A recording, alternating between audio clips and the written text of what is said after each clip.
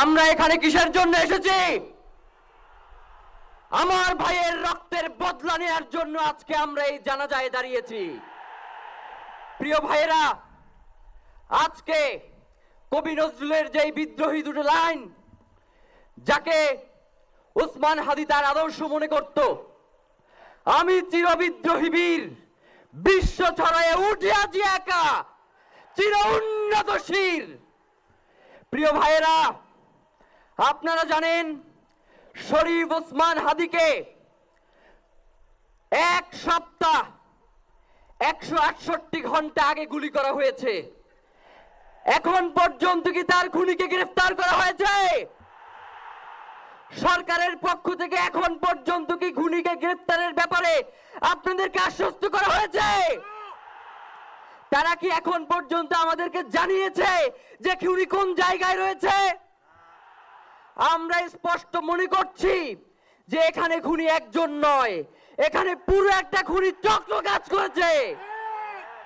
আমরা ইনকিলাব মঞ্চ এবং তার পরিবারের পক্ষ থেকে আপনাদেরকে জানিয়ে দিতে চাই, খুনি, খুনের পরিকল্পনাকারী, খুনের সহায়তাকারী এবং পুরো খুনি চক্রকে বিচারের আওতায় নিয়ে আসতে হবে। এবং আগামী 24 ঘন্টার মধ্যে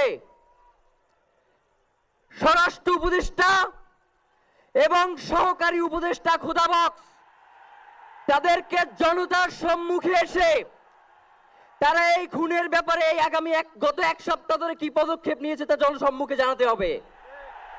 যদি তারা জানাতে না পারে তাহলে তাদেরকে পদত্যাগের জন্য প্রস্তুত থাকতে হবে। আমরা ইনকিলাব মঞ্চ কোনোভাবেই শরীফ ওসমান হাদির রক্তকে বৃথা যেতে দেব না। আমরা ঘোষণা করতে চাই, শরীফ ওসমান হাদির রক্তের মধ্য দিয়ে বাংলাদেশ ইনসাফ কায়েম হবে।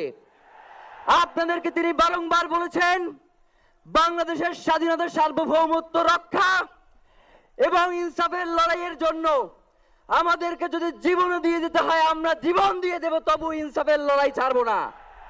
সুতরাং প্রিয় বন্ধুগণ, আমাদেরকে ইনসাফের লড়াই লড়তেই হবে। আপনারা রাজি আছেন কিনা? এবং সেই সাথে আমরা আরো বলতে চাই, সিভিল মিলিটারি ইন্টেলিজেন্সের মধ্যে ঘাপটি মেরে বসে থাকা আওয়ামী দোসরদেরকে চিহ্নিত করে গ্রেফতার করতে হবে। প্রিয় সংগ্রামী বন্ধুগণ, শরীফ ওসমান হাদির পরিবারকে জানানো হয়, রাষ্ট্রের পক্ষ থেকে আপনাদেরকে যদি কোনো সুবিধা দরকার হয় আপনারা আমাদেরকে বলবেন। আমরা শরীফ ওসমান হাদির পরিবার থেকে রাষ্ট্রকে জানাতে চাই, যদি এই রাষ্ট্রকে রক্ষা করতে শরীফ ওসমান হাদির পরিবারের 5 সদস্য, তার ভাই এবং বোনদের যদি রক্ত লাগে তারা দেওয়ার জন্য প্রস্তুত রয়েছে, তবুও এই খুনিদেরকে চিহ্নিত করে বিচারের মুখোমুখি করতে হবে। আমরা আপনাদেরকে আরেকটা ঘোষণা দিয়ে আজকের বক্তব্য শেষ করতে চাই, ওসমান হাদির নিরাপত্তার জন্যই কোন জায়গা থেকে তার লাশ নিয়ে যাওয়া হবে আমরা জানি না। ওসমান হাদি ভাই কি মৃত?